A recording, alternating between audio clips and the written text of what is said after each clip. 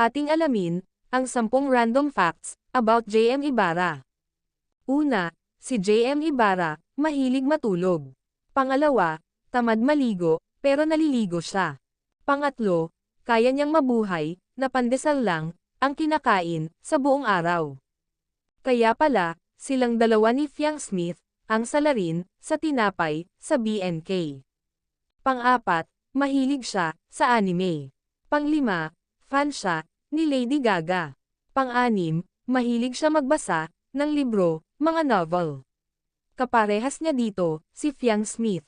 Pang-pito, favorite anime niya, si Gojo Satoru. Pang-walo, dog lover siya, same with Fiang Smith. Pang-siyam, mahilig sa perfume. Fiang Smith, fave din ang perfume. Pang-sampo, di daw marunong, pumorma. Pero kahit anong OOTD, ni JM Ibarra, lumilitaw pa din, ang kapogihan nito.